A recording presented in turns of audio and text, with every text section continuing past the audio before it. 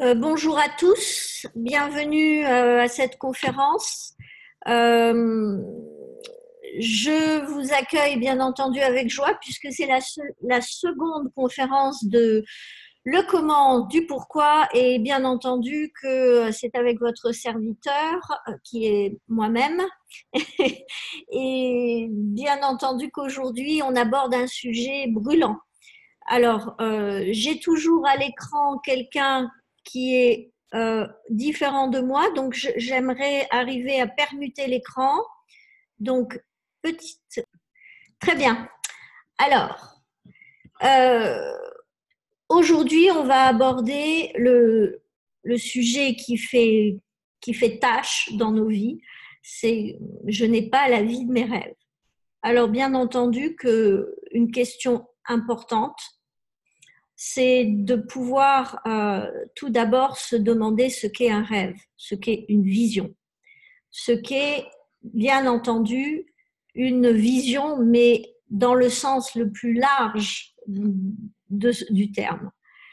Euh, vous savez, je suis assez étonnée quand les gens viennent vers moi et quand je leur dis, OK, c'est quoi ta vision à court ou moyen terme?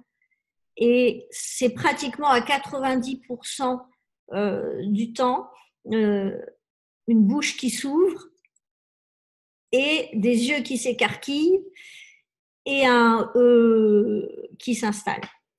Et c'est assez symptomatique de ce que nous attendons en général de nos visions. C'est-à-dire que beaucoup de personnes se projettent dans leur futur en constatant qu'ils n'ont pas ce futur.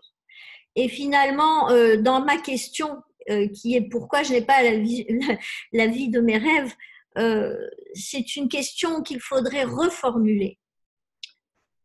Pourquoi j'ai la vie que j'ai aujourd'hui et quelle est la vision de ma vie sous une forme différente dans le futur?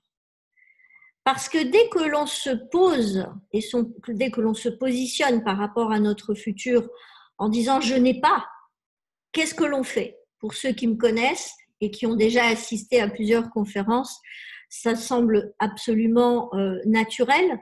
C'est que l'on est en train à ce moment-là de focaliser sur ce que nous n'avons pas.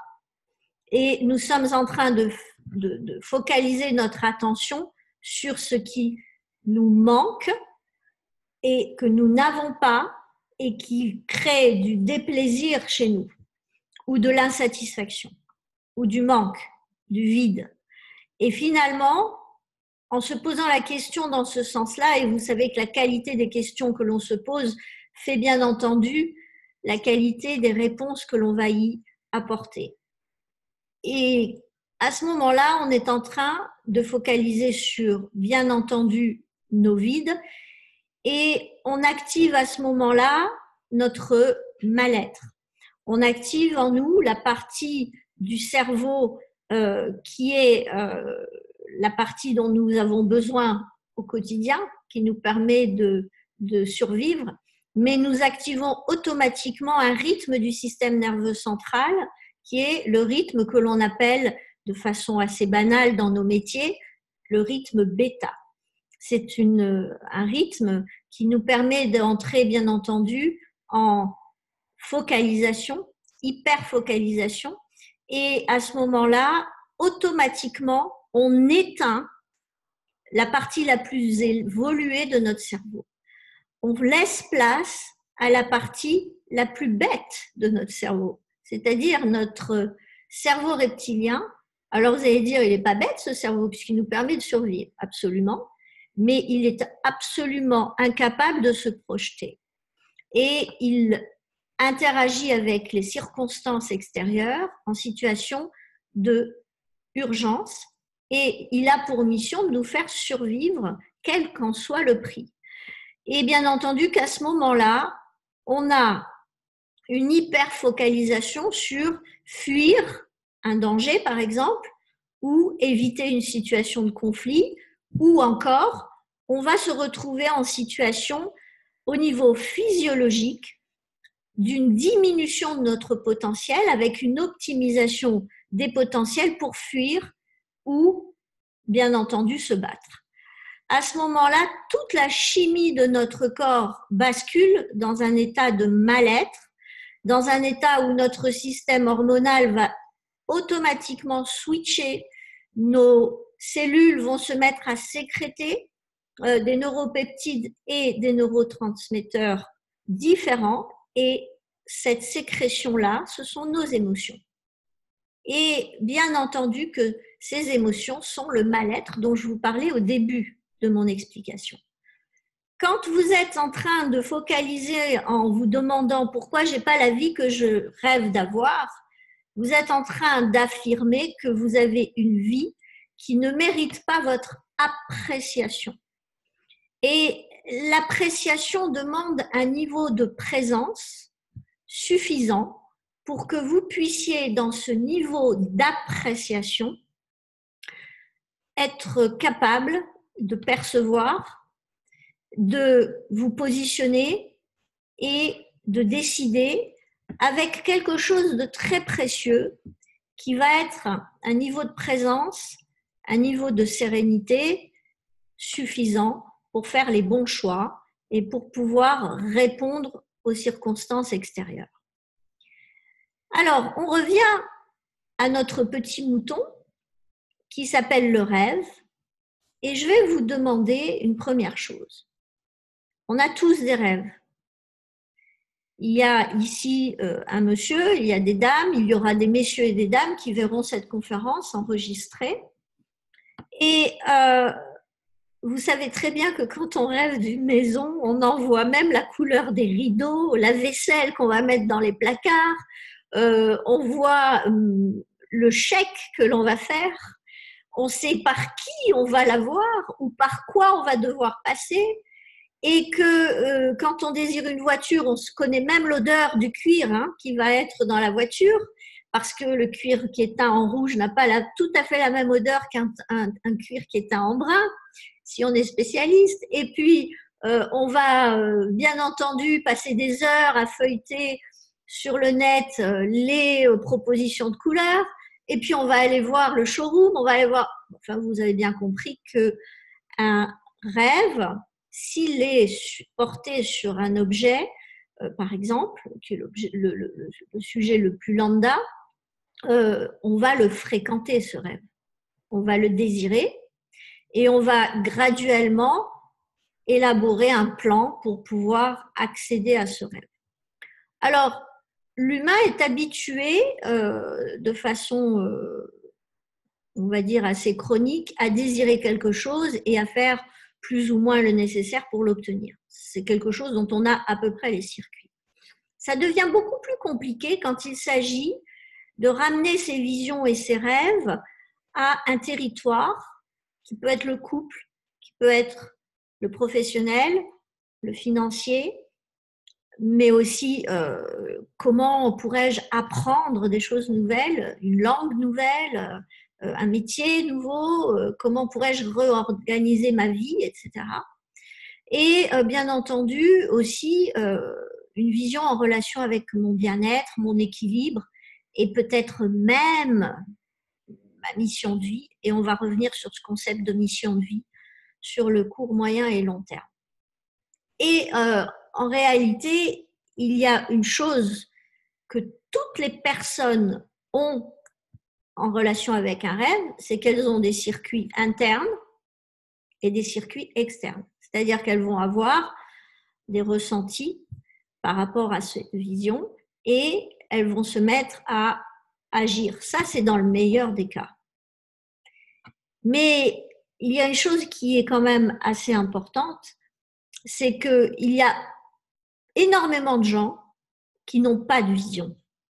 Et leur rêve, cela reste un concept. Ça veut dire que mentalement, ils se disent « j'aimerais être un papa ». Mentalement, ils se disent « j'aimerais avoir une galerie ». Mentalement, ils se disent « j'aimerais avoir un cabinet où je pourrais traiter les gens ». Mentalement, ils se disent « je pourrais m'enrichir ». Mentalement, ils se disent oui, je veux m'enrichir pour… Et c'est là où ça devient intéressant. nous avons tous un moteur. Ce moteur peut être un facteur de transformation et il est un facteur de transformation, il n'est pas le seul, mais ce moteur va être, on va dire, le fuel de votre transformation. Et ce moteur peut être lié à une urgence ou à une excitation. Ça veut dire que vous pouvez avoir aujourd'hui dans votre vie un besoin extrême de transformation et vous pouvez avoir aussi un désir extrême et une excitation incroyable à l'idée de transformer l'une de vos catégories de vie ou plusieurs catégories de vie. Donc, bonjour Patrick, bienvenue. Ce positionnement-là, au travers de la transformation, va être une transformation qui va se faire de façon délibérée ou imposée. Et c'est délibéré si vous avez en vous une certaine qualité d'alignement pour vous permettre de dire ça suffit, stop, je mérite mieux que ça, ou au contraire, vous avez la capacité à ce moment-là d'aller vers quelque chose qui vous excite et vous avez toute la conscience nécessaire pour créer l'architecture de ce projet. Alors, je vais essayer de passer en affichage raisonnable parce que là, du coup, je ne vois plus. Alors, comme j'ai un spécialiste, je vais lui demander, Patrick SOS. Patrick Gouillou, bienvenue. Merci d'être là avec nous. Est-ce que tu sais comment je peux passer en affichage principal pour avoir autre chose que la fragmentation de l'écran en face de moi? Alors, tu peux activer ton micro. Voilà, tu m'entends? Ouais, super, merci. Il y a non, parce que je vois l'affichage, tu as la possibilité de modifier l'affichage en haut à droite. Ça Oui, absolument. permet de changer, mais c'est pas ce que tu veux faire. Alors, écoute, on va vivre comme ça. Je te remercie en tout cas. Je vais essayer. Ouais, ce que tu peux faire, c'est enlever tout le monde là. Sur la droite, tu as la possibilité de cliquer. Il y a marqué masquer la vignette de la vidéo, par exemple. Tu as plusieurs modes d'affichage pour les participants. Alors, masquer l'affichage de soi, non. Mais je vois pas cette option. Je suis désolée pour tout le monde, mais c'est important pour que je puisse. Sinon, à un moment donné, j'ai une vision complètement fragmentée. Donc, écoutez, on va essayer de continuer comme ça. C'est la première fois que j'ai ce souci, donc c'est pour ça que c'est étonnant. Épingler la vidéo, non? Oui, c'est ça. Tu as un truc dans ce style-là. Ah, magnifique. Merci. Bon, Parfait. Donc, pour en revenir à nos moutons, et je vous parlais de transformation. Je voudrais que tout d'abord, on puisse évaluer tous ensemble le niveau actuel dans votre vie de satisfaction. Donc, je voudrais que vous preniez une petite feuille et que vous vous preniez au jeu. On va avancer tout en élaborant un petit chemin personnel pour tous ceux qui assistent à cette conférence. Première chose, on est bien d'accord que me demander pourquoi j'ai pas la vie de mes rêves, c'est être en train de focaliser sur ce que je n'ai pas. À partir de ce moment-là, je suis en train, dans une complainte, d'activer en moi toute l'insatisfaction qui est à ma disposition pour soit me mettre en situation d'urgence, soit me mettre difficilement en niveau d'excitation. Pourquoi? Parce que je suis dans le mal-être quand je pose cette question dans ce sens-là. Et quand je pose cette question dans ce sens-là, j'oublie toutes les règles auxquelles sont assujettis les rêves, les visions. Un rêve, c'est un manque. Un manque, c'est un vide. Un vide, si je ne le remplis pas, toutes les circonstances que je vais croiser dans mon futur, toutes les personnes qui vont interagir avec moi, toutes les situations que je vais co-créer avec l'environnement vont venir m'imposer de traiter ces vides. C'est-à-dire que l'univers, entre guillemets, ça veut dire toutes les circonstances de ma vie, tous les événements, tous les éléments de mon environnement vont venir remplir ces vides à ma place. Et mon conseil, c'est de ne pas attendre que l'environnement, les circonstances, les rencontres et les situations vous amènent à vous obliger à le faire. Parce que vous allez activer automatiquement une situation d'urgence et vous allez créer une situation de crise. Et n'oubliez pas une chose, et c'est là où ça prend toute sa dimension. La vie amplifie ce que vous êtes déjà. Ce qui veut dire que finalement, vous allez vous retrouver dans une situation de stress, à vouloir manifester quelque chose qui est une vision pour vous ou pour les autres, ou pour vous et pour les autres, et que dans cet espace, vous allez finalement activer le chemin vers une vision, un rêve, un projet, un objectif en ayant une situation où vous êtes en situation d'urgence. Mais encore plus que cela, vous allez avoir à considérer, s'il vous plaît, vous fermez vos micros quand vous entrez dans la salle de conférence.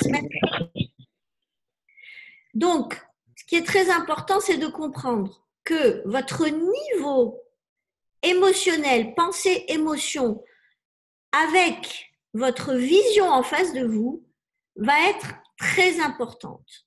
Pourquoi? Parce que vous êtes amené à évoluer. Votre vie est collée au modèle de la nature, le naturel, le vivant. Et le vivant, jusqu'à la moindre cellule qui vous compose, est appelé et amené à continuer en permanence de croître ou d'accepter de se détruire pour laisser la place à une nouvelle génération de cellules. Et il s'agit d'un cycle de vie et de mort. Mais dans ce cycle vital, il y a une absolue nécessité à évoluer. Évoluer, transformer. Transformer en acceptant, parce que la transformation implique le chaos, et d'accepter de détruire une part de votre réalité actuelle. Cette réalité, elle est faite de quoi? Elle est faite de ce que vous pensez, de la vie en général et de chaque territoire dans votre vie. Vous pouvez penser que c'est magnifique, vous pouvez penser que c'est terrible, vous pouvez donner pour ça le meilleur de vous-même en temps, énergie, pensée et argent. Et là, on tape sur un autre paramètre essentiel, c'est que vous ne pouvez pas avoir des rêves qui ne sont pas alignés avec ce que vous êtes vraiment. Vous avez un système de valeurs. Ça veut dire quoi? Ça veut dire que vous avez dans votre vie des priorités. Votre famille, par exemple, peut être une priorité. Votre argent, vos finances peuvent être une priorité. Mais pas une priorité acquise, une priorité parce que vous aimez être dans cet espace en train d'exprimer dans votre vie, de gagner de l'argent pour pouvoir injecter ça en servant vos visions et celles des autres. Donc, vous avez un système de valeurs et vous êtes peut-être pas conscient que quand vous servez vos hautes valeurs, vous êtes en plein épanouissement, vous êtes fiable, vous êtes focus, vous ne voyez pas le temps passer, vous êtes en train d'être dans un niveau d'inspiration qui est optimum. Et à partir de ce moment-là, vous êtes en train de taper dans votre potentiel le plus élevé. Et bien entendu que si, à ce moment-là, vous vous mettez à vous comparer aux autres, que vous vous mettez à voir que ce que l'autre, le voisin, un ami, quelqu'un dans la famille, un frère, une sœur ou un papa, ou une autorité que vous fréquentez, un mentor, obtient des résultats et que vous êtes en train d'établir une comparaison, c'est du suicide. parce que le chemin de chaque personne est complètement lié à sa provenance et à son évolution et à sa capacité de transformer jusque-là avec toutes ces raisons de le faire. Et ce qui est très important, c'est qu'il faut que vous compreniez qu'à partir du moment où vous vous connaissez et où vous vous écoutez et où vous vous autorisez le rêve, c'est juste une projection complètement conceptuelle de votre mental sous une forme donnée. Mais si vous oubliez la part complètement physiologique de vos rêves, c'est-à-dire que si vous coupez ce concept de ce qui en fait sa source et sa ressource et votre nourriture, votre fuel, votre pourquoi et votre récompense, ce sont vos émotions. Et il y a énormément de risques à vouloir scanner l'environnement parce qu'à un moment donné, votre mindset, votre mental, votre cerveau va le faire. Il va scanner l'environnement, il va voir quelqu'un qui va s'associer en termes de concept à ce que vous avez plaisir à envisager ou quelque chose que vous n'avez même pas envisagé qui pourrait vous rendre heureux et de voir quelqu'un faire ça et de vous dire « Ah ben voilà, c'est ça que je devrais faire ». Et à ce moment-là, soit ça vous révèle en vous un don et que vous sentez à ce moment-là que vous êtes complètement inspiré par cela et que vous êtes dans le plaisir et que vous êtes aligné avec ça à 10 sur 10 en termes de confiance de vous là-dedans et en termes de désir, excitation, enthousiasme à aller là-dedans, ou alors vous allez tomber dans un grand piège qui s'appelle l'impatience. Et l'impatience va être activée avec une chose très fragile en nous, qui est toujours cette facilité à nous comparer, mais surtout parce qu'à un moment donné, on confond l'enthousiasme et l'impatience. Et c'est quoi la différence? Je vous ai fait prendre un papier, on va s'en servir, n'ayez pas peur, mais pour l'instant, je voudrais que vous compreniez ça. L'impatience est avec un référentiel au niveau de l'enthousiasme, qui est un référentiel sur une base d'un besoin, qui est un besoin d'urgence associé à du mal-être parce qu'il est source d'anxiété et de ressentiment. Et à partir de ce moment-là, vous n'y voyez que du feu, vous croyez juste que vous êtes super excité et enthousiaste, mais en réalité, vous êtes en train de vous mettre dans un état qui va être amplifié. N'oubliez pas que la vie amplifie ce que vous êtes déjà. Vous allez à ce moment-là vous retrouver activé au même degré que ce que vous avez déjà dans votre vie. Vous allez être en train de l'activer dans vos prévisions et vos prévisualisations du futur en étant en train d'injecter au niveau de votre mindset, de vos émotions, une dose de mal-être qui crée un filtre qui fait que finalement, tous les résultats que vous allez finir par obtenir, vous allez les avoir avec une dose d'énergie vitale supérieure au nécessaire, avec un engagement en temps, énergie, pensée et argent au-delà du cohérent, parce que vous êtes en train d'accélérer au lieu de freiner. Et n'oubliez pas, Churchill disait à son chauffeur, « Chauffeur, ralentissez, on est pressé. » Parce qu'à ce moment-là, il se passe un truc magique. C'est que quand vous êtes dans l'impatience, vous êtes en train d'activer des paramètres au niveau du système nerveux central qui sont le rythme du bêta supérieur. Vous passez en suradaptation. Vous êtes en train à ce moment-là d'activer votre cerveau reptilien qui est stupide, c'est ce que je vous disais au début de la conférence. Stupide parce qu'il ne peut pas anticiper, il ne peut pas analyser, il est en mode autopilote pour survivre. Il enclenche la partie sympathique de votre système nerveux autonome et il vous met en situation de survie. Et à ce moment-là, quand vous êtes là, vous devenez stupide parce que la partie la plus évoluée de votre cerveau est éteinte. et vous vous retrouvez en situation d'aveugle en train de marcher dans un magasin de porcelaine. Et vous êtes en train d'aller dans une situation où vous êtes prêt à donner votre corps, votre âme et votre vie de façon conceptuelle.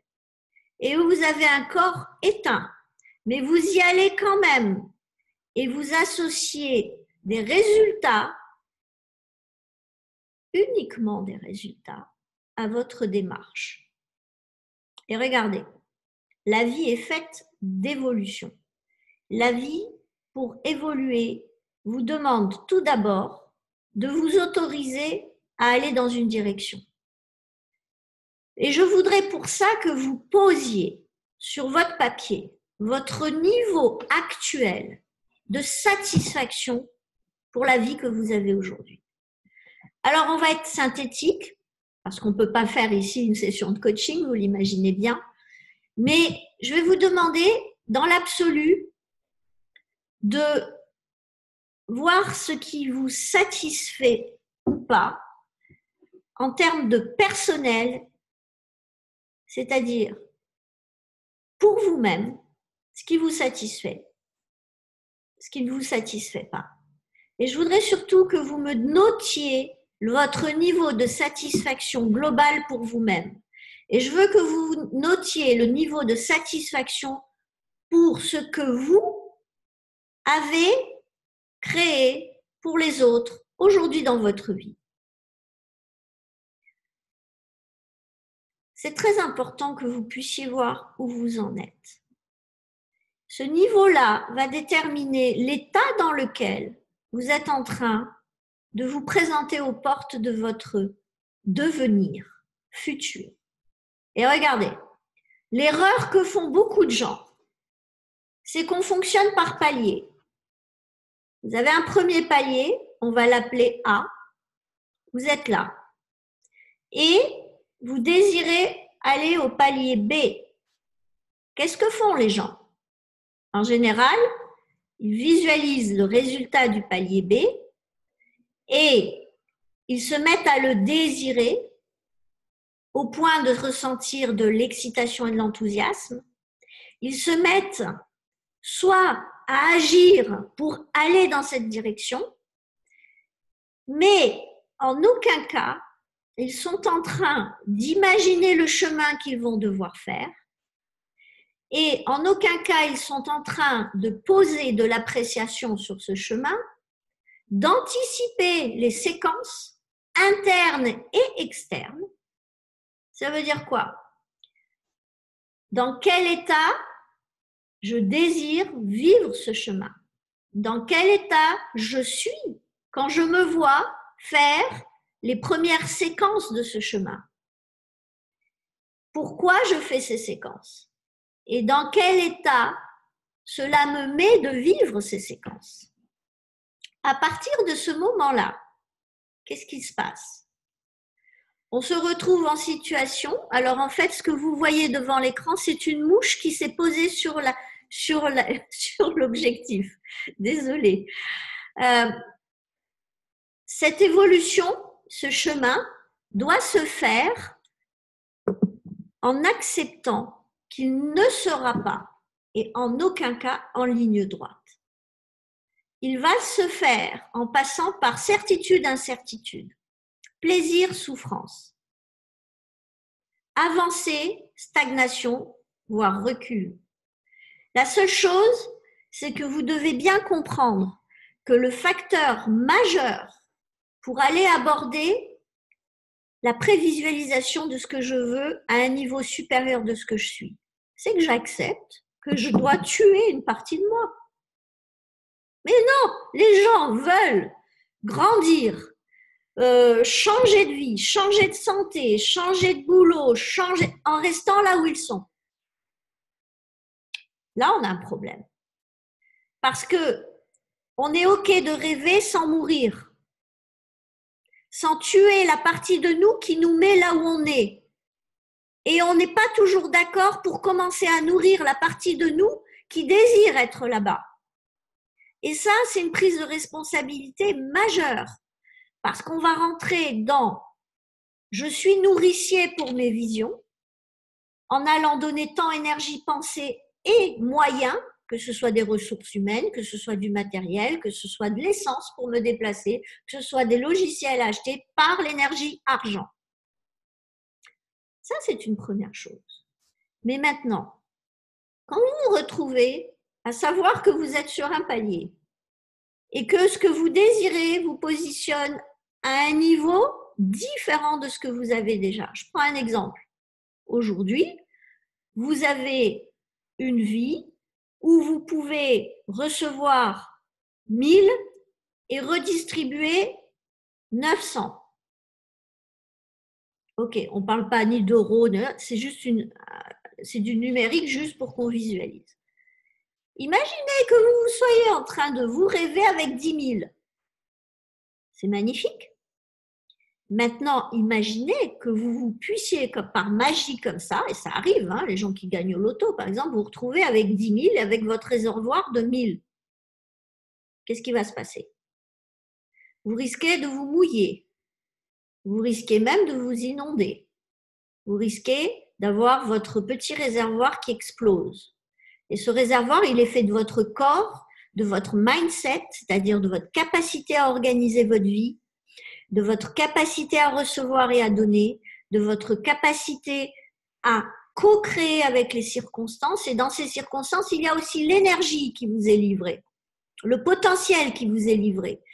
Un potentiel financier, si c'est de l'argent, un potentiel matériel, si c'est une maison, un potentiel qui va changer votre structure aujourd'hui et d'aujourd'hui.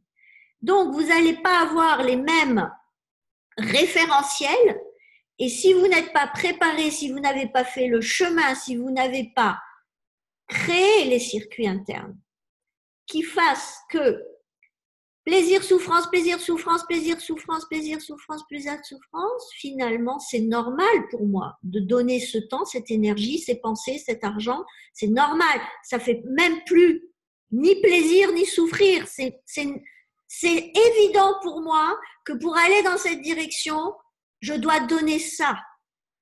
Et à partir de ce moment-là, c'est quand vous avez compris que vous n'avez plus à accepter d'être extrait de votre vision, plaisir, souffrance, et que vous apprenez à regarder en quoi ces plaisirs et ces souffrances servent votre évolution jusqu'à votre vision, qu'à ce moment-là, vous faites le chemin et qu'à ce moment-là, vous avez de la satisfaction à avoir évolué du millimètre, du centimètre.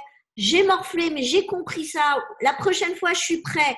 Et la fois suivante, vous êtes prêt. Vous allez plus vite. Vous répondez plus facilement. Vous proposez, vous êtes un interlocuteur plus structuré, plus riche. Vous représentez de plus en plus une opportunité pour les autres. Et à ce moment-là, il y a quelque chose qui switch en vous. Et hop, vous sautez de palier. Et là, vous passez au palier B. Mais on revient à votre vision de départ. Quand vous étiez dans votre vision de départ, vous étiez à 1000, vous dépensiez 900, vous partiez avec vos amis, vous donniez 5. Puis tout d'un coup, vous vous rendez compte que finalement, ayant parcouru le chemin, vous êtes passé de 1000 à 1500. Et vous allez commencer à voir que finalement, mes potes en bas, là, je ne peux pas les laisser. Je ne suis pas quelqu'un de bien parce que je ne peux pas les abandonner sous prétexte que moi, j'ai 1500 et qu'ils sont restés à 1000. Et à ce moment-là, on rentre dans l'un des facteurs de sabotage, c'est que finalement, on préfère faire marche arrière pour garder ses copains parce qu'on manque de confiance en soi pour être capable de re-architecturer sa vie dans le futur, tant dans le domaine social que dans le domaine du couple professionnel, amical ou même filial et amoureux, et que l'on n'a pas les moyens de certitude en ressources et en circuit interne pour soutenir ce projet, de dire quoi qu'il arrive, je reconstituerai une communauté qui va me ressembler, je vais reconstituer une famille avec ceux qui me soutiennent et qui me comprennent et les autres, je les aime, mais j'accepte de les voir 10 fois moins dans l'année, et finalement de m'autoriser à évoluer. Donc, pourquoi je n'ai pas la vision de mes rêves? Premièrement, parce que je suis dans le mal-être. Et que dans le mal-être, je ne peux pas ouvrir sur mes visions, sauf si c'est être en train d'apprécier dans le bien-être, de commencer à poser un premier millimètre d'un chemin et d'être dans l'appréciation de ce chemin et d'y trouver du bien-être. D'y trouver une convergence avec, n'oubliez pas, mes hautes valeurs qui sont honorées par ce millimètre et qui font que ces hautes valeurs me maintiennent dans un niveau de bien-être parce qu'à ce moment-là, je suis en train de m'attirer dans le bien-être des personnes qui viennent soutenir mes hautes valeurs. Et que finalement, je suis attirée par ces personnes-là. Et que finalement, il y a tout un momentum qui va se mettre en place sur la base de cet état intérieur qui est un état de bien-être. Alors, vous avez dû déjà noter à quel niveau de satisfaction ou d'insatisfaction vous êtes par rapport à vous dans votre vie et par rapport à ce que vous avez co-créé, créé en relation avec les autres ou avec les autres. Maintenant, je vais vous demander de vous poser la question, quelle est la vision que vous avez aujourd'hui? Quelle est la vision majeure? Et d'en déterminer l'échéance, c'est-à-dire est-ce que c'est à court terme, est-ce que c'est à moyen terme, est-ce que c'est pour dans 6 mois, 1 an, est-ce que c'est pour dans 2 ans, est-ce que c'est pour dans 5 ans? Je vous propose de travailler plutôt sur le court et le moyen terme et de voir pourquoi vous voulez aller dans cette direction. Essayez, soyez honnête et authentique et voyez si c'est parce que c'est plus possible comme ça ou est-ce que c'est parce que il y a quelque chose là-dedans qui parle à votre âme. Et c'est quoi votre âme? On va régler ça une fois pour toutes. Vous allez m'entendre utiliser ce mot. Au 7e jour de votre conception, votre cœur a commencé à co-créer avec tout ce qui vous constituait déjà, votre système nerveux central et votre cerveau. Quand vous êtes aujourd'hui en train de recevoir des informations, la médecine informationnelle le confirme, c'est votre cœur qui reçoit les informations avant votre cerveau. Et que ce cœur connaît vos besoins. C'est-à-dire qu'il détermine votre source en tant que positionnement dans ce que vous êtes en tant qu'humain, comme une ressource, une fontaine, une ressource d'information. Votre intuition, bien entendu, se sent soutenue par votre cœur. Votre sens de la cohérence dépend de votre cœur. Et il est très important pour vous que vous sachiez si vos visions vous appartiennent ou si elles sont la conséquence. Parce que n'oubliez pas, hein, on est quand même une communauté, nous les humains. Et la première chose que l'on fait, c'est d'interagir. Et la première chose que l'on reçoit, ce sont des modèles. Et se frotter à des modèles, c'est bien entendu en avoir par acquisition des croyances. Et l'un des facteurs qui va déterminer votre capacité à vous autoriser, à vous détacher de vos modèles, que ce soit familiaux, que ce soit sociaux, que ce soit financiers, que ce soit professionnel, ça va être de connaître les croyances qui vous mettent en situation de limitation, de frein, de peur et de stress. Parce qu'à partir de ce moment-là, vous ne pouvez pas vous occuper de votre vie future. Vous devez commencer à vous occuper de votre état pour commencer à co-créer avec votre environnement un chemin. Et que dans cet espace-là, vous allez commencer à sculpter, à dompter votre corps pour se mettre à ressentir dans le temps. Alors, ça veut dire quoi? Eh bien, je décide, parce que c'est avec un minimum d'effort, je décide de donner 20 minutes par semaine, par jour, par demi-journée, par week-end, à ça comme désir. Et c'est tellement facile à faire parce que c'est accessible et parce que je suis OK avec ça, parce que je sais que ça honore mes visions. Et mes visions, c'est quoi? Qui je veux être?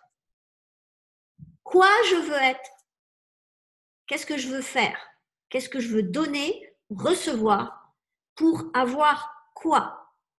Et ça, en tant que couple, dans mon couple, dans ma vie professionnelle, dans ma vie sociale, dans ma vie intellectuelle, ma capacité à me positionner, à activer mon ego pour être là, oui, capable d'être compétiteur avec mon environnement, c'est-à-dire prendre ma place, mais aussi capable de gérer mon équilibre dans ma vie, ma spiritualité, et éventuellement trouver du sens à ça. Vous savez, les Grecs, ils ont inventé la téléologie, la science du sens de la vie. C'est magnifique parce que finalement, grâce à ça, on a pu bénéficier de l'axiologie qui nous permet de connaître et de comprendre tous les paramètres qui sont activés à partir du moment où vous vous trouvez face à vous, depuis votre passé, dans le présent, face à votre futur. Et vous savez ce qui se passe? C'est qu'aujourd'hui, vous avez 90% des pensées d'hier, que votre mental, il est complètement tous les jours en train de recréer le même corps qu'hier et le même corps souffrant qu'hier, et que vos pensées, vos mindsets ne sont pas capables de se transformer si vous n'avez pas un vrai pourquoi. Et ce vrai pourquoi, il peut venir que d'une partie de vous.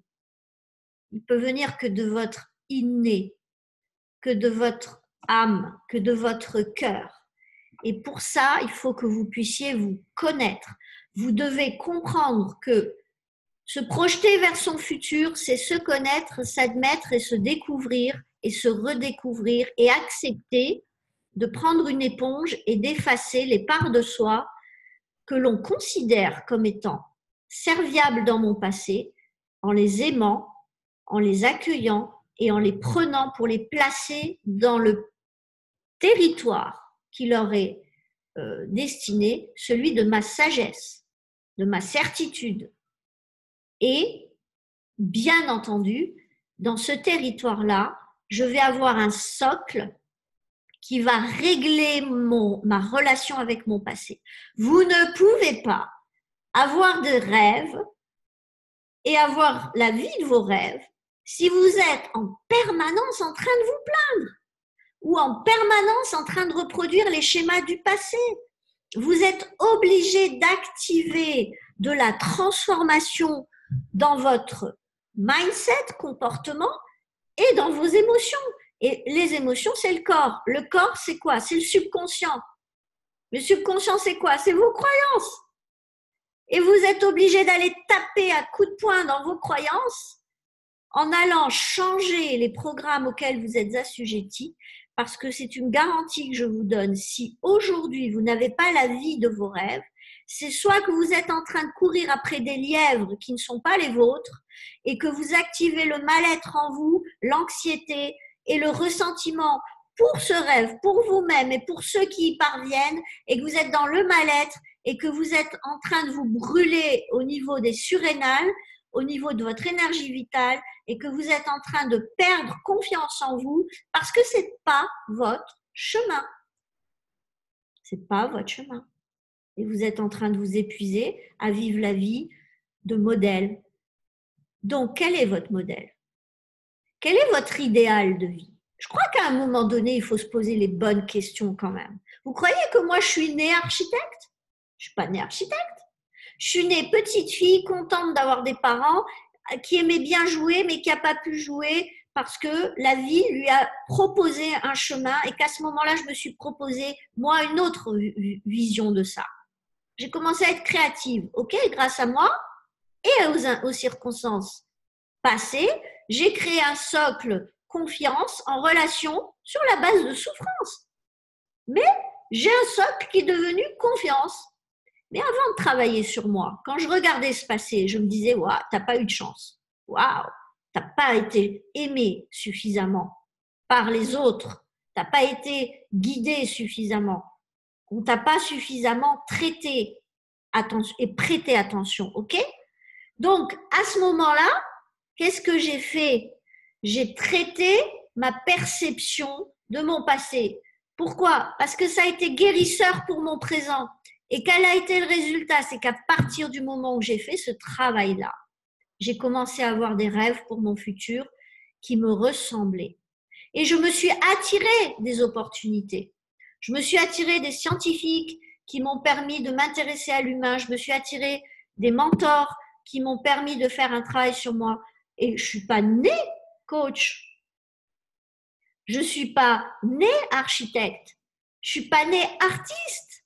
Et je le suis devenue parce que je l'ai désiré, parce que je me suis autorisée. Et régulièrement, je n'ai pas eu la vie de mes rêves. Vous savez quand est-ce que c'était à chaque fois? C'est quand j'étais en train de me saboter.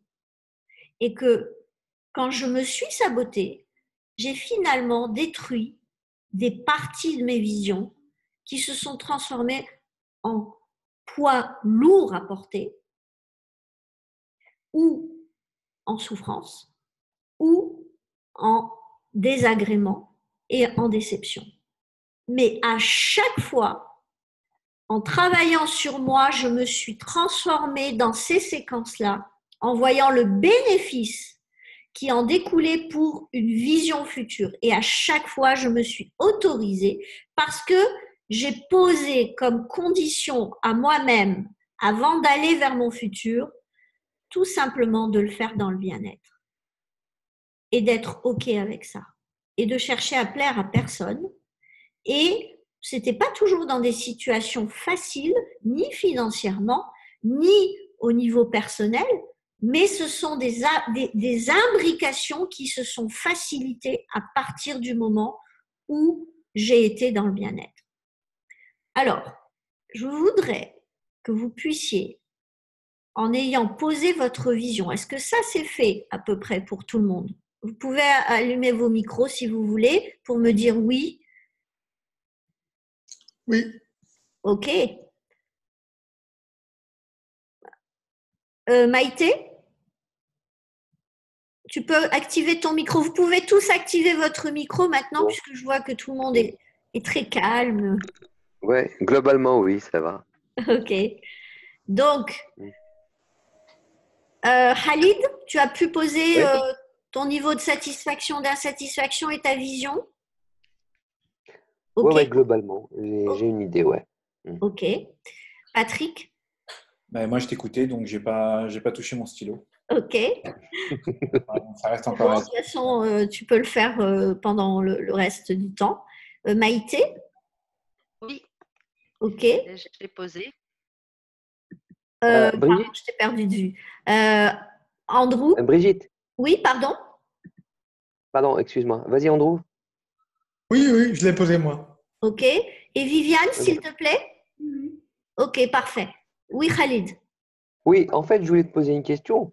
Oui, je t'en prie. Supposons que, est-ce qu'il est possible, par exemple, que chemin faisant, d'accord, il y ait des éléments externes qui arrivent et qui t'aident à choisir cette vision? Ou alors, c'est une vision qu'on doit poser nous-mêmes?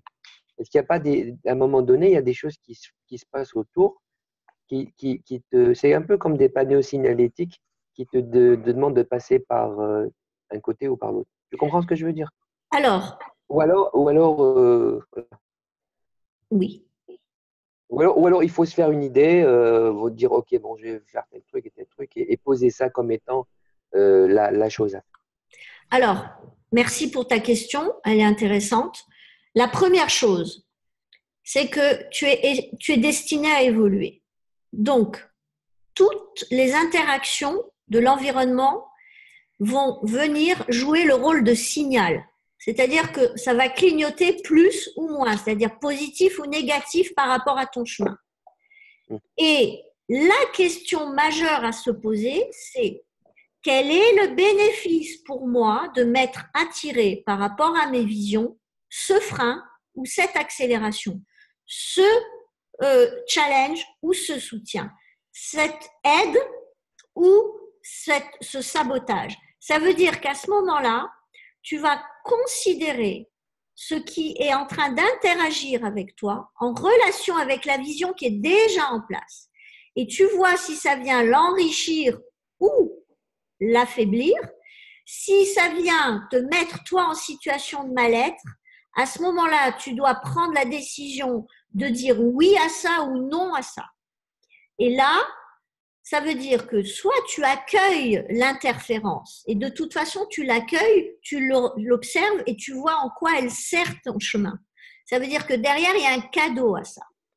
Maintenant, si quelqu'un vient te dire non, ne fais pas ça, personne ne peut se substituer à toi. Par contre, si la personne appartient au palier que tu veux obtenir, que tu veux atteindre, en termes de circuit externe, tu vas tendre une oreille et tu vas poser sur la base de ces conseils, par exemple, un degré d'anticipation ou de prise de responsabilité à partir du moment où tu as établi le lien avec ta vision et en quoi c'est serviable pour cette vision. Sachant que ça peut aller jusqu'à modifier, parce que c'est quand même très important de comprendre que l'évolution est faite de l'impact de réajustement en permanence de toi par rapport à l'environnement, de la forme et de la formulation de ta vision. C'est pour ça que quand on parle de mission de vie, attention, on est au niveau A, B, C, D. Quand vous êtes en A, vous n'avez même pas l'idée de ce que pourra être le D et de ce que pourra prendre comme forme et formulation votre interaction avec l'environnement, les moyens dont vous disposerez et finalement la puissance avec laquelle vous allez pouvoir ou pas construire ou détruire, parce que vous allez être obligé aussi de détruire les parts de vous qui auront été construites à ce moment-là. Donc on est dans de l'absolu imprévisible, inconnu, mais très important. On s'en fout du comment. Parce qu'en réalité, quand vous êtes dans un pourquoi qui met en place en vous un niveau de bien-être de 10 sur 10, quand vous vous levez le matin et que vous traversez vos circonstances extérieures et que vous avez en face de vous la vision de créer un couple, la vision d'évoluer dans une entreprise ou dans une structure institutionnelle ou de co-créer avec l'environnement à côté d'une activité principale, une autre activité qui vous ressemble beaucoup plus, qui vous permet de finalement pas vider un panier et de vous jeter dans le vide, mais de graduellement voir un panier se remplir et de vous autoriser à vider l'autre, à ce moment-là, la question majeure, c'est à combien je suis de désir et de confiance pour ça. Quelle relation j'ai avec mon passé, de moi, dans les challenges, plus et moins, parce que accepter un cadeau, c'est aussi un challenge dans la vie, parce qu'il faut prendre ses responsabilités pour pouvoir l'accueillir, lui faire une place dans votre vie, et que ce soit, imagine Khalid, demain on te dit, tiens, voilà une boîte, tout un réseau à ta disposition pour mettre en place au niveau régional, au niveau, et toi tu es là, et tu te dis, mais je suis pas prêt, j'ai pas le réservoir, et en temps, énergie, pensée, argent, finalement, tu vas avoir un cadeau qui se transforme en cadeau empoisonné. Maintenant, chaque cadeau en cache un autre. Ça veut dire que si oui, tu es à 70% disponible pour ce cadeau et que tu peux déléguer, que tu peux mettre en place de la stratégie externe pour que ce cadeau devienne digeste pour ton système nerveux et digeste pour ta vision au point que ça matche à 10 sur 10 avec ta mission, avec ta vision sur du court moyen terme, bien sûr que c'est jouable à condition de vérifier ton niveau d'autorisation, d'alignement et de voir ce que tu t'attires en relation avec ce concept et cet alignement dans les séquences qui suivent, dans les semaines qui suivent. À partir du moment où tu sens que ça commence à activer la loi d'attraction, là, tu sais que tu peux anticiper, prendre tes responsabilités. Et c'est quoi prendre ses responsabilités dans l'évolution et vers un rêve et une vision? C'est accepter de payer le prix. Hein. Vous ne pouvez pas, regardez tous, vous ne pouvez pas avoir une vision et mentir à votre couple, mentir à votre santé, mentir. Je peux vous en parler. Moi, pendant 2 ans, j'ai fait le cheval de trait. Au niveau énergétique et au niveau santé, je l'ai payé. Et j'ai rien à dire. Je savais, je connaissais le prix à payer. J'étais OK. Et c'est juste qu'à ce moment-là, j'ai eu plus de plaisir à le faire. D'accord? Mais moi, je sais aujourd'hui que j'étais en compétition avec d'autres. Je le sais. Et je sais que j'ai activé l'impatience. Donc, vous savez, on est tous à un moment donné challengés, là où on est le moins attentif. C'est pour ça que j'attire votre attention sur le concept du rêve. J'ai pas la vie que je rêve. Et j'ai pas la vie de mes rêves. Vos rêves, déjà, il faut que vous les fréquentiez tellement que vous puissiez les dessiner, en connaître l'odeur, le goût et le prix. OK? Ça veut dire quoi quand je vous dis ça? C'est pas que vous ne fassiez pas confiance à l'inconnu et que vous ne fassiez pas confiance à l'imprévisible qui va venir sculpter votre rêve avec vous dès que ce sera en adéquation avec vos visions. C'est pas ça que je suis en train de dire. Je suis en train de vous dire que vous devez connaître et fréquenter vos rêves au point que vous puissiez incarner celui qui est dans le rêve. Et j'ai la chance d'utiliser une méthode extraordinaire que vous connaissez peut-être déjà, qui s'appelle le SANE, système d'alignement neuro-émotionnel, que j'ai eu le plaisir de présenter lors de la première conférence, brièvement, mais j'en ai suffisamment parlé, pour vous dire qu'on a 19 protocoles qui nous permettent de dompter l'impatience. Parce que dès que je suis dans l'impatience, je suis en fait en train d'activer un référentiel de stress, de pression et d'ingratitude pour ce que j'ai. Mais la plupart des gens, vous pouvez même pas imaginer, la plupart des gens qui disent qu'ils ont un rêve, c'est parce qu'ils sont malheureux dans le présent. Il n'y a pas un mec qui vous dit « je suis heureux, mais j'ai un rêve ». C'est rarissime. La plupart des gens vous disent « j'en peux plus, je suis en train de crever, il faut que ça change, urgence ». Et c'est une bonne chose, parce qu'à ce moment-là, on a un vrai pourquoi. Quoi je veux à la place. D'accord? Donc, facile à ce moment-là de savoir quoi je veux à la place. Et bien entendu que le plus facile, c'est d'être dans un état, parce que vous savez, j'écoutais l'autre jour Mani et Sam qui disait, quand je pose la question aux gens pour savoir quel est leur but personnel de faire du développement personnel, de faire du coaching, d'aller dans des séminaires, tous, et je confirme, parce que mes clients me disent la même chose, je veux être en paix, je veux avoir la paix, ça y est. C'est quoi? Parce que les gens n'arrêtent pas de se battre, ils sont en combat perpétuel dans leur vie, ils sont tout le temps en train de se battre contre un facteur temps, action, pensée, conversation, communication, argent, en permanence. Et les gens en ont assez de ça. Et pour pouvoir finalement lâcher la pression, il faut lâcher les mauvais rêves. Il faut lâcher les vrais rêves. Moi, mon rêve, c'est de pouvoir, je fais exprès de vous dire ça, mon rêve à moi, c'est de pouvoir vivre une journée où je sens que je nourris mon corps, où je sens que je nourris mon âme, où je sens que je fais une chose ou deux que j'aime et où je sens qu'en ce faisant, je suis honorée pour ça, en retour, soit par de l'amitié, soit par de l'amour, soit par de l'argent. Et c'est ça mon rêve. Et à long terme, c'est de pouvoir évoluer dans cette direction en manifestant des créations de plus en plus ambitieuses pour servir au-delà de moi-même. Et j'ai des premiers paliers qui sont déjà visualisables. Vous devez dessiner vos rêves. Vous devez vous voir. Vous devez presque voir la couleur dans laquelle vous êtes, de laquelle vous êtes vêtu quand vous vivez vos premières séquences de ce rêve. Vous devez absolument accepter d'apprécier le chemin. Pour ceux qui sont des leaders, pour ceux qui sont des fédérateurs, chaque personne qui fait un compliment, chaque personne qui célèbre la créativité du leader, c'est une célébration. C'est un moment d'accomplissement. C'est un moment de joie et de résultat.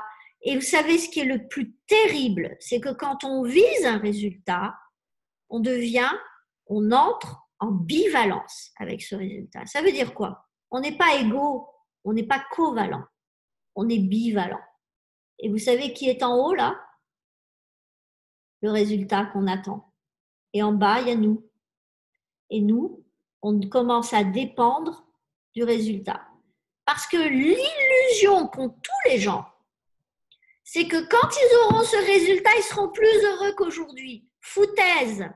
Parce que votre mindset est habitué à viser un résultat conceptuel et que en aucun cas il ne traite pendant cette séquence d'aller jusque-là, il ne traite en aucun cas à votre capacité de ressentir les victoires, les dépassements, les fiertés, les satisfactions, les célébrations, les Yahoo.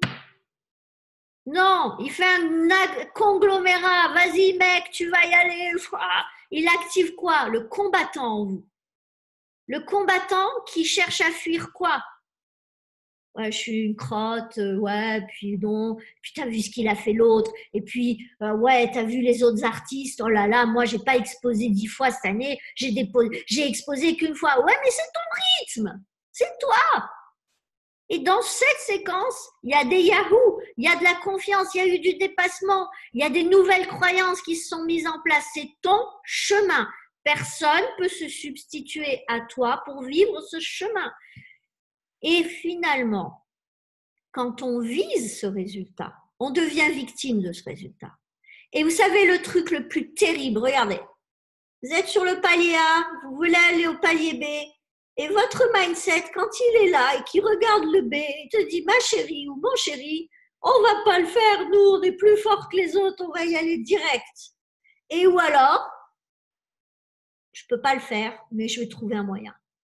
Et à ce moment-là, vous avez le désir de l'économie du chemin qui mène à ça, qui vous met dans une dépense énergétique, intellectuelle, un brûlage. Vous vous brûlez au niveau interne et vous diminuez votre capacité de créativité.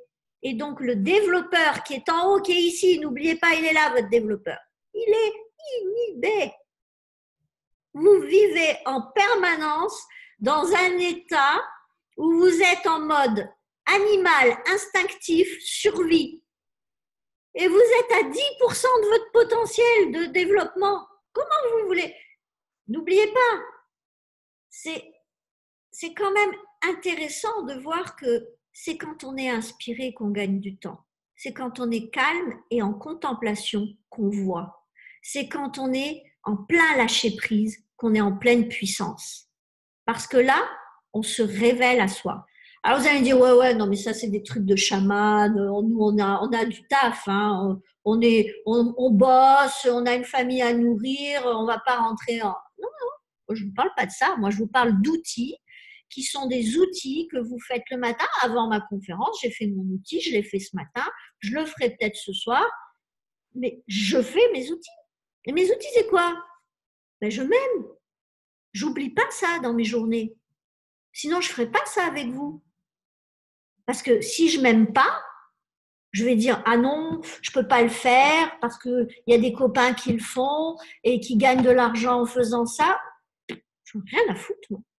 Moi, je fais ce qui me plaît en le faisant, en ayant, oui, une stratégie par rapport au service que je veux donner aux gens.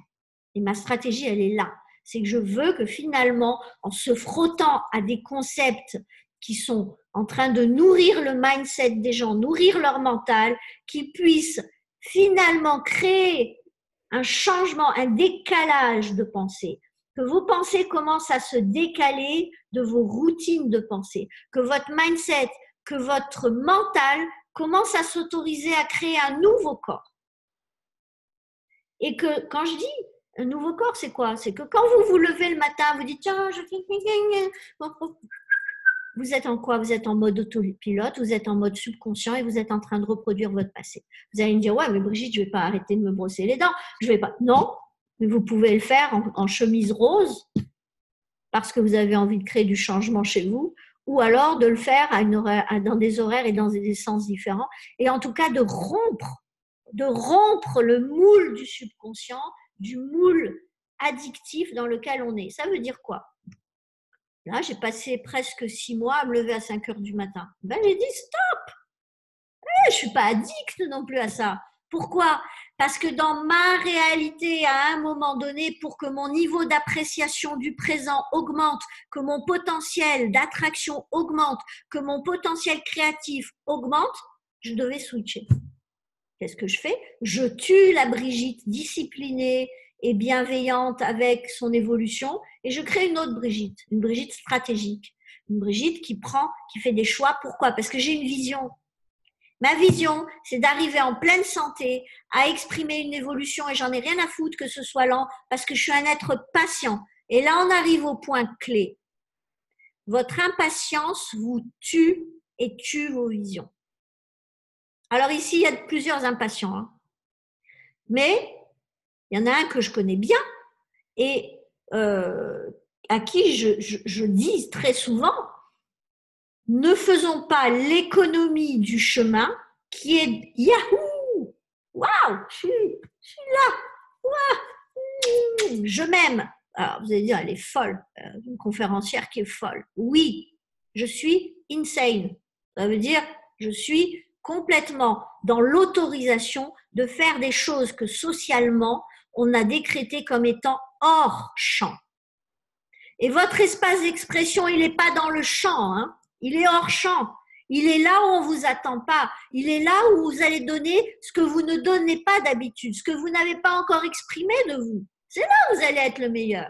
C'est là où vous allez ressentir l'excitation de continuer jour après jour. On s'en fout de faire 1 kilomètre. On veut juste commencer à choisir la couleur du rêve. Ah tiens, moi j'ai un rêve, j'aimerais bien qu'il ait cette couleur. Ah, la dose, tiens, l'épaisseur du trait du rêve. Dessinez vos rêves. Et je vais vous demander juste d'avoir l'honnêteté de me dire si parmi vous, il y en a qui sont dans l'hypersatisfaction à 10 sur 10 de satisfaction de leur vie actuelle. Alors, si oui, vous levez la main, je ferai défiler les écrans pour voir tout le monde. Qui est à 10 sur 10 de satisfaction aujourd'hui de sa vie? Ok. Alors, il y a une tête qui dépasse de l'écran. Je crois que c'est Viviane, mais je ne vois pas ni le visage, donc je ne peux pas voir la main. Donc, Viviane, si tu veux lever la main pour dire ou pas. Voilà, je ne te vois pas. Excuse-moi parce que l'écran me montre un très beau tableau, mais je ne te vois pas. Ok. Tu veux savoir quoi? Tu veux le micro? Non, je voudrais juste savoir ceux qui sont satisfaits, qui lèvent la main, ceux qui ne le sont pas. Je te poserai la question ensuite. Donc, si vous êtes satisfait, levez votre main. Andrew? Mais moi, je suis satisfaite, oui. Ok. Andrew, tu es... Ah, pardon, je t'ai zappé. Andrew, satisfait, pas satisfait? Moyennement. Ok, c'est honnête. Maïté? Ok, satisfaite.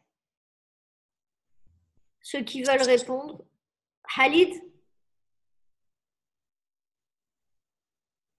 Alors, en fait, j'ai une réponse un peu ambiguë. C'est que parce que en fait, moi, je suis dans une idée que on peut en même temps goûter à la satisfaction d'avoir ce qu'on a, d'accord? Et en même temps, aspirer à mieux. Ça Absolument. permet Mais c'est bien. Voilà. On n'est pas sur le aspirer, on est juste sur Voilà. ce que j'ai. Donc, Donc j'ai oui, créé il faut. pour moi et pour les autres. Oui, normalement non. Mais ce qui serait mieux, c'est de dire ok, je suis satisfait de ce que j'ai. Ok, mais ça, c'est ce qui De- serait mieux. Ouais, c'est ce qui, je pense, qui serait bien. Ok, on est bien Mais voilà. entendu, on est bien d'accord que quand on dit à quel niveau je suis de satisfaction de 1 sur 10, c'est pas pour rien qu'il y a une échelle de valeur, on est bien d'accord. Parce que si je suis à 7 sur 10, on est d'accord, ok.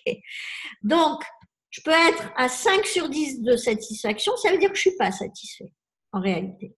Ok? Donc, ensuite, bon, Patrick, je ne veux pas t'oublier. Est-ce que tu veux répondre? Si tu n'es pas obligé, hein? Moi, je suis à 6, c'est entre 5 et 6. Ok. Donc, tout le monde est très authentique. Je vous remercie pour ça parce que c'est pas évident, c'est pas facile. Et maintenant, je vais vous demander un par un, sans révéler votre vision, bien entendu. Juste de lever la main un par un. Viviane, si tu as une vision pour du court terme ou moyen terme. Ok. Andrew? Ok. Patrick? Ok. Khalid? Plus ou moins. Ok. Maïté? Ok. Alors, celui qui mérite notre attention s'appelle Khalid, puisque plus ou moins. Alors, quelqu'un qui a plus ou moins une vision, c'est quelqu'un qui est suffisamment flou pour qu'il puisse savoir que plus ta vision est floue, moins l'univers et l'environnement, les circonstances, les situations vont pouvoir répondre à ça. C'est comme si je vais voir quelqu'un, je lui dis fais-moi un cadeau. Je la mets dans l'embarras, c'est pas du tout clair et je pose une situation plutôt d'interaction antagoniste que, on va dire, fluide et donnant envie à une réponse, en tout cas à celui de répondre. Et finalement, je me retrouve dans une situation de blocage. La première de nos responsabilités, c'est bien entendu, et surtout quand on n'a pas une vision claire, c'est de la définir en allant chercher qui je suis, quoi je veux donner, recevoir, avoir, en faisant quoi. On ne peut pas échapper à ces questions. Tu ne peux pas attendre d'avoir des réponses à tes visions si elles ne sont pas. Tu dois fréquenter ton rêve. Tu dois le connaître, tu dois lui parler, tu dois lui susurrer des mots doux, tu dois lui demander des choses, tu dois lui poser des questions, tu dois avoir des réponses et tu dois embrasser ça de façon à ce que finalement tu rentres en anticipation, en prise de responsabilité et que tu saches exactement quel est le prix à payer pour ça. Sinon, tu te fais un fantasme et tu ne connais pas ton rêve. Et quand tu es prêt à payer le prix d'un rêve, c'est là où tu commences à avoir l'excitation pour engager. Parce que tu sais que tu peux, quand tu as fait l'anticipation et que tu as commencé à prendre tes responsabilités, à créer les réservoirs pour pouvoir co-créer avec l'environnement, pour pouvoir arriver dans cette direction à manifester ce rêve. Et ça, c'est quelque chose d'important. Pour ceux qui sont à 5 sur 10, puisqu'il y en a deux, il y a deux façons de voir les choses. Soit vous êtes un pessimiste, soit vous êtes un optimiste. Soit vous voyez le verre à moitié plein, soit vous voyez le verre à moitié vide. Moi, j'en connais qui voient le verre à moitié vide. Parce que derrière, il peut y avoir soit des circonstances qui viennent appuyer sur des boutons pour obliger ces deux personnes à finalement manifester la meilleure part d'elles-mêmes. Et pour ça, il faut qu'il y ait un socle. Et ce socle, c'est je m'en fous de m'en foutre. Pourquoi? Parce que je suis dans le bien-être le plus souvent possible de ma vie. Et que ma première valeur, c'est d'être dans le bien-être. Pourquoi? Pour activer ma créativité, pour activer mon développeur derrière, pour aller créer les stratégies externes. Mais ma priorité, c'est les circuits qui vont créer le bien-être en moi. Pourquoi? D'abord parce que je vais avoir une conscience de mon passé qui va faire que je vais être en paix avec ce passé, je vais l'aimer et je vais y trouver la source de ma confiance. Je vais y trouver la source de ma fierté. Je vais y trouver le fait que j'ai été aimée, que j'ai été guidée et que finalement, j'ai été digne toute ma vie passée. Dans le présent, ça va me permettre de réactiver ces circuits-là et de les revivre sous des formes différentes dans mon présent parce que mon corps va scanner ça. Il ne va pas scanner ce qui ne fonctionne pas, il va scanner ce qui fonctionne. Et finalement, je vais me retrouver à dire Yahoo tous les jours parce que je focalise sur le passé qui a fonctionné, parce que j'aime ce passé, parce que je m'aime dans ce passé, j'aime mes créations dans le passé et que je focalise là-dessus et que le reste n'a été qu'un agent activateur de mon positionnement par rapport à des situations externes pour que je dise qui je suis, quoi je veux faire, quoi je veux donner, quoi je veux recevoir pour avoir quoi dans le passé. Et que ça fait mal parfois. Et les gens, ils ont le fantasme que tout doit être bisounours. Non. Et quand j'ai morflé dans le passé, ça a été un agent, un vecteur, bien entendu, d'interférence, parce qu'à ce moment-là, il a fallu que je tue une partie de moi pour en manifester une qui était éteinte. Ah ouais, ça fait mal. Mais j'ai été honorée que mon corps me tire par le col et me dise « Allez, lève-toi, réveille-toi ». Que mon corps m'arrête et me dise « Regarde, ne cours pas 10 lièvres. C'est ici qu'il y a l'important, c'est toi l'important. » Et qu'en référence avec ce passé-là, quand je suis dans mon présent, mon corps est habitué à voir la même chose. Il voit un traître apparaître et au lieu de voir « Ouh, je suis maudit, je suis dans l'injustice et une victime », non, non, non. C'est quoi le cadeau derrière? C'est quoi la leçon? C'est quoi le fait de dépasser ça et de créer une stratégie interne et externe pour que ça se transforme en bénéfice pour mes visions? C'est ça qui compte. Le reste, on s'en fout. Alors bien sûr que nous avons été, par notre humanité, habitués à focaliser sur les bobos et sur la vie matérielle. Et j'explique cette fois-ci ce que ça signifie. Temps, énergie, pensée, argent, en réalité, temps, action, tout ce que je crée dans la matière, c'est-à-dire qui se voit, qui est le résultat. Mon couple, c'est de la matière. Mon job, c'est de la matière. Ma créativité sous forme de tableau, c'est de la matière. Mon chemin, visible par les rencontres, les circonstances, les co-créations, c'est de la matière. Et ce qui reste de ça, c'est une information dans un champ morphique, dans un cloud, vous connaissez tous le cloud, hein, Dropbox, machin, dans un cloud qui correspond à mon champ morphique à moi. Et ça, c'est mon champ. Donc, il y a un champ morphique et morphogénétique aussi qui nous appartient et qui nous colle à la peau. Et nous avons le don de pouvoir créer notre champ morphique. C'est quand même un pétard de privilège, non? Alors, quand on est en train de pleurer sur son passé, quand on est en train de garder des rancœurs sur son passé, regardez, je vais vous donner un exemple. Hier, je reçois un mail d'une personne qui était la sœur d'un ami qui a compté beaucoup pour moi et qui a été source de énormément de tracas et de préoccupations. Et elle me dit « Oh, c'est dommage que nous nous soyons connus dans tant de souffrances. » Qu'est-ce que j'ai répondu? Mais c'est bizarre parce que moi, je garde que les bons souvenirs.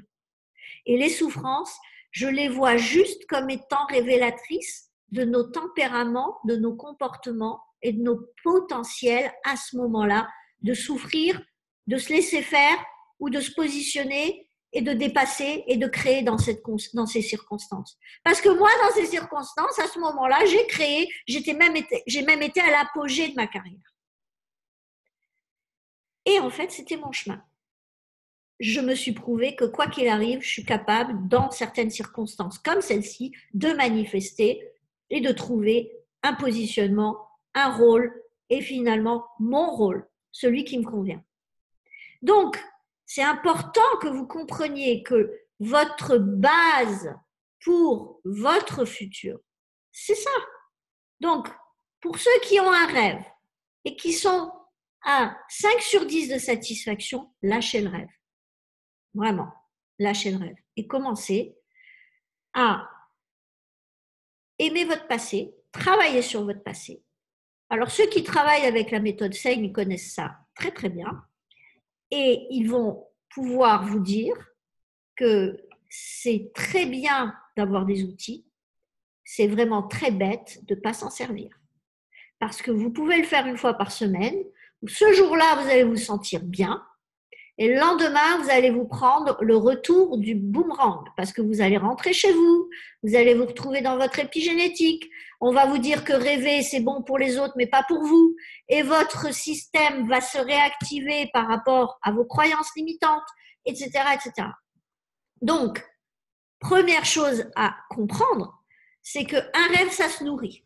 Ça se nourrit de bien-être. Ça se vit dans le présent avec finalement la fréquentation de moi dans ce rêve qui fait qu'à un moment donné, c'est normal que je vive avec ces récompenses, ces amours manifestés, ces amitiés, ces relations professionnelles, ces dossiers qui arrivent, ces opportunités business. C'est normal, c'est moi.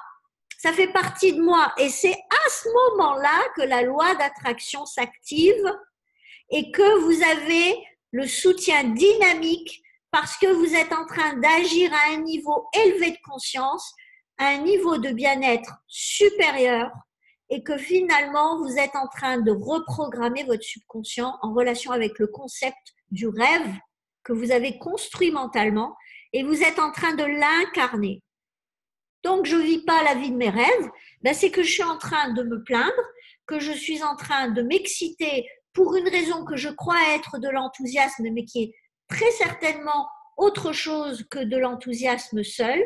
Il y a forcément un paramètre d'anxiété et puis surtout, je suis en train de focaliser sur des colères, sur des ressentiments, sur de la culpabilité ou sur de l'impuissance et que je espère, j'attends que ce rêve me tombe du ciel sous une forme donnée et que finalement, ce que j'achète, c'est le concept. Mais j'achète pas le chemin. Et vous savez, il y a une chose qui est importante à comprendre, c'est que quand un peintre il commence à peindre, il ne sait pas quel chemin il va prendre. Il sait juste ce qu'il a envie de ressentir. Et son guide, c'est ça. Et c'est pour ça qu'il crée des œuvres d'art. C'est parce que il n'a aucune intention consciente, il n'a que des désirs.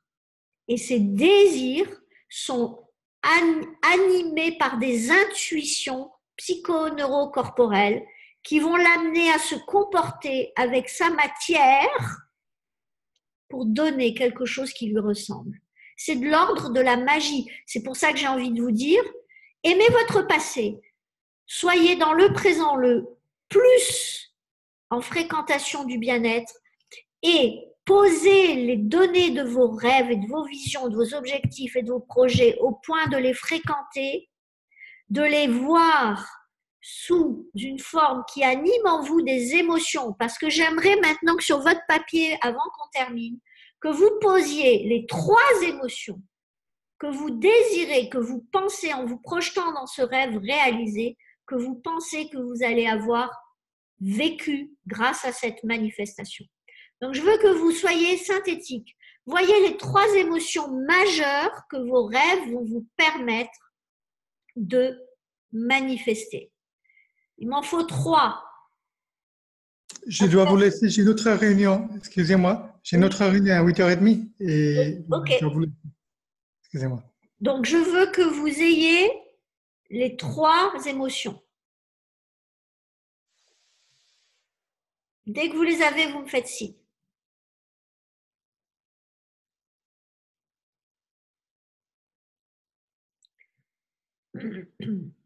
Bien entendu que ne faisons pas ça de façon protocolaire, parce que sinon je vous aurais mis en alpha pour faire ça. J'aurais changé le rythme de votre système nerveux et vous auriez téléchargé votre vision et vos émotions. Là, on est en conférence. Oui? Oui, tu peux activer ton micro, Khalid? Oui. Ouais, ok. Alors, moi, j'ai les 3 émotions. Bon, je ne sais pas si la fierté est une émotion. Bien sûr. Ok. Fierté, satisfaction et joie. Parfait. Alors, Bien. vous allez… Parfait. Alors maintenant, on va faire un petit exercice. Ok. Je vais juste vous demander de choisir votre première émotion. La première de celles que vous avez notées. Ok. Je vais vous demander d'aller chercher ce qui, dans le présent, vous donne déjà ça. Je veux que vous fermiez vos yeux et je veux que vous connectiez. Je vais voir si Viviane est là. Tout est parfait. Allez, fermez vos yeux, connectez-vous à ce qui, dans le présent, vous donne déjà ça.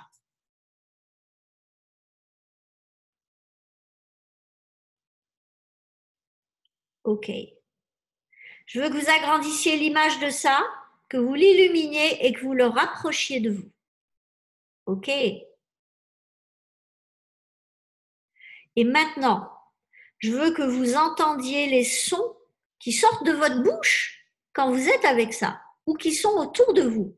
Les bruits, si vous êtes dans la nature. Je veux que vous alliez jusqu'à ressentir vos pensées émerger. Je veux que vous alliez jusqu'à comprendre qu'est-ce que vous vous mettez à croire que vous êtes capable de faire quand vous êtes là-dedans. Ressentez-le.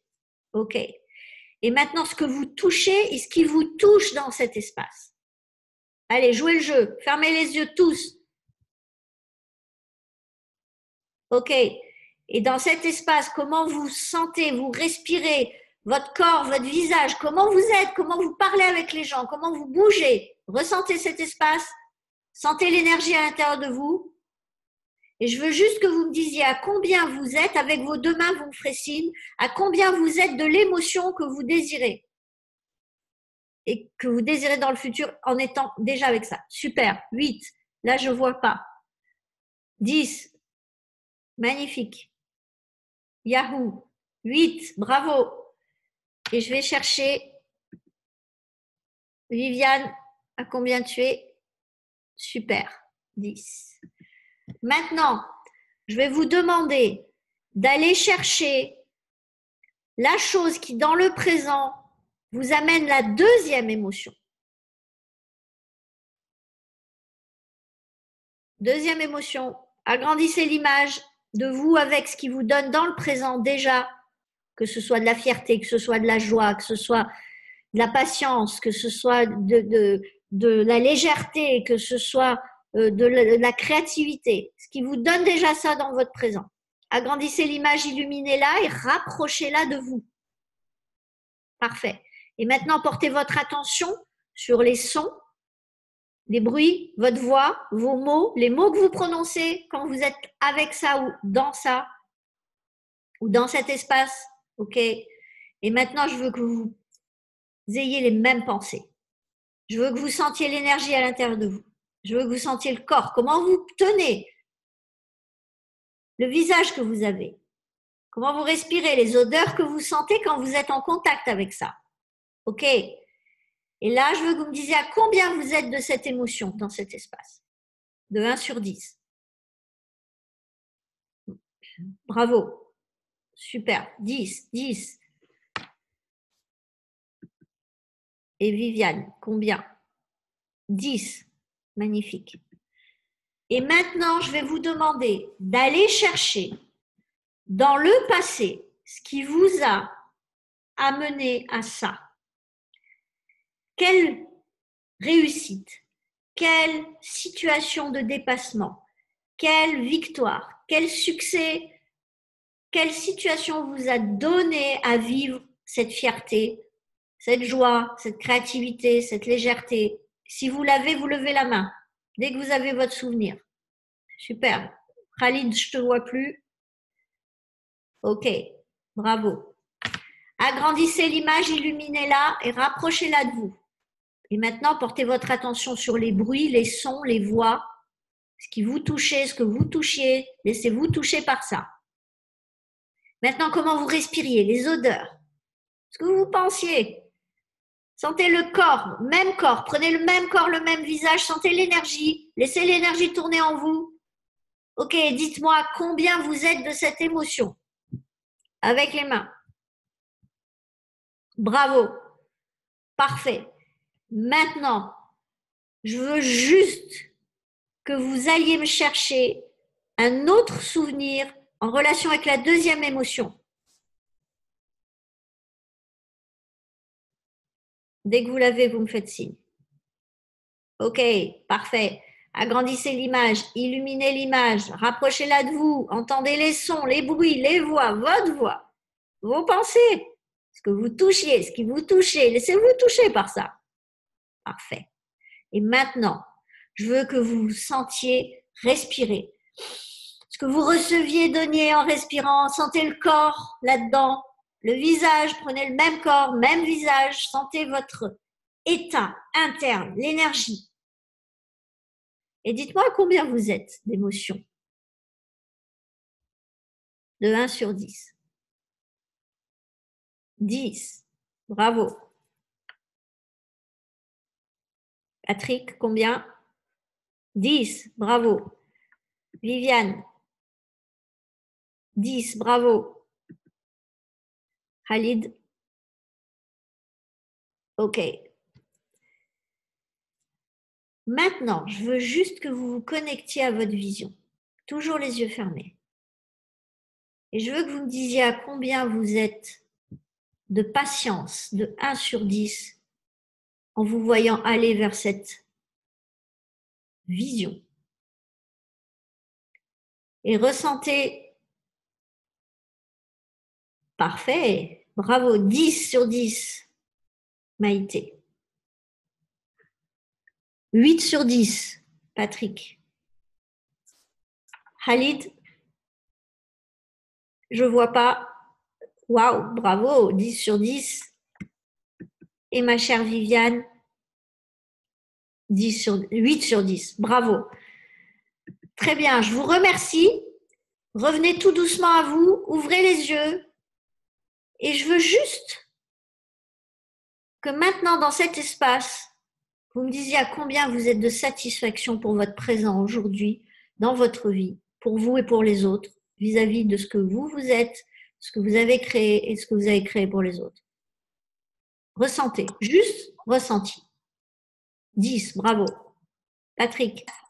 10. Khalid. Yes, bravo les petites mains. 10. Viviane. 10. Merci beaucoup.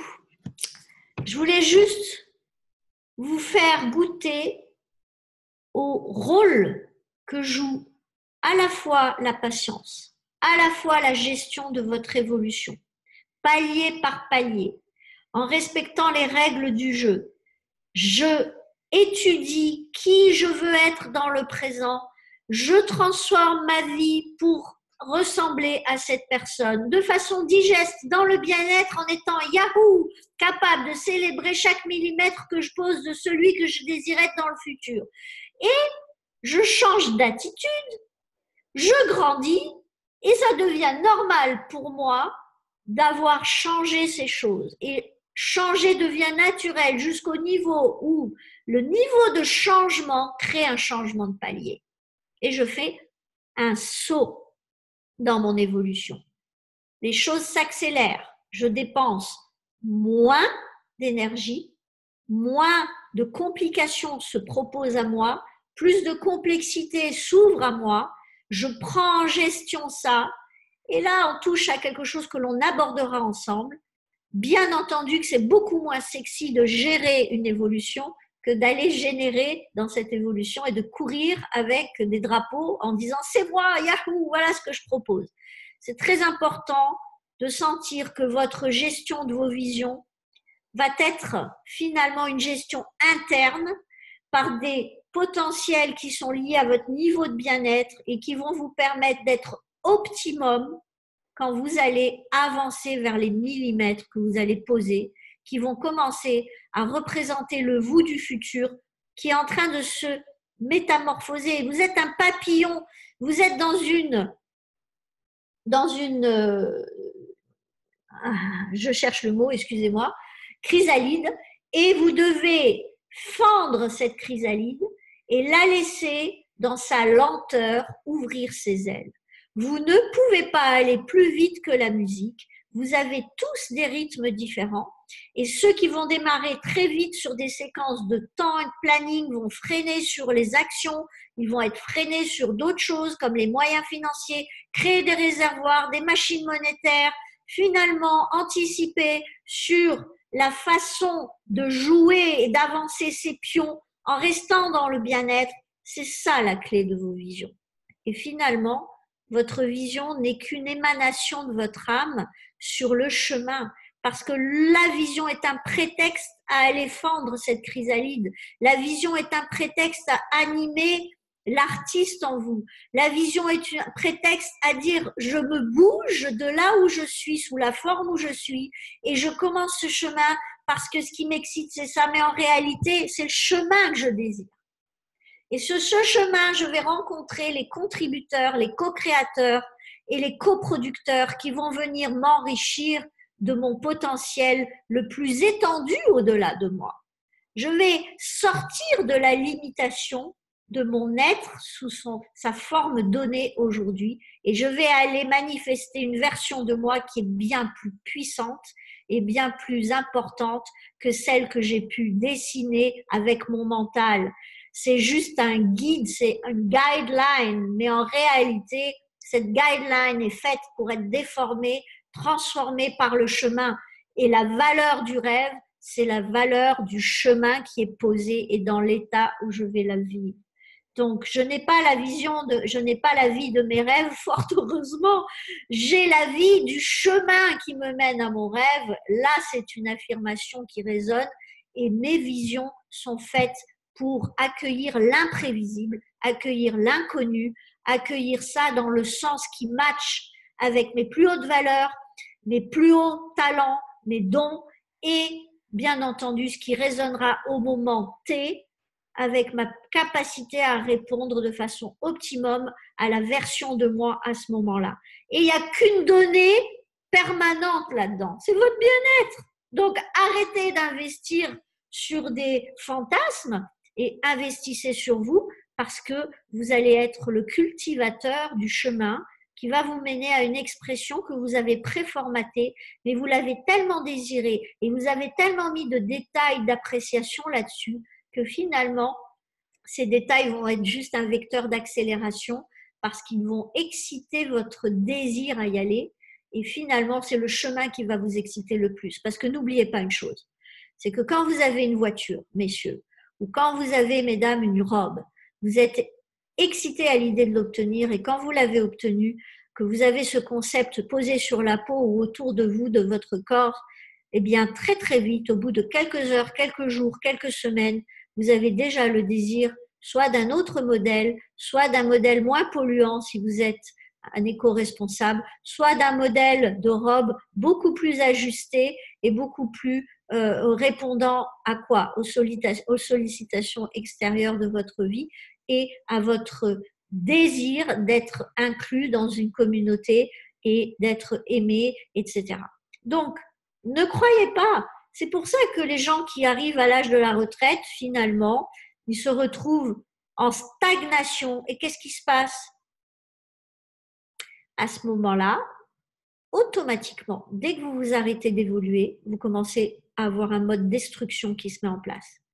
Vous êtes obligé d'évoluer parce que sinon, de vos cellules à votre présence et votre mindset, vous allez commencer à rentrer en mode destruction.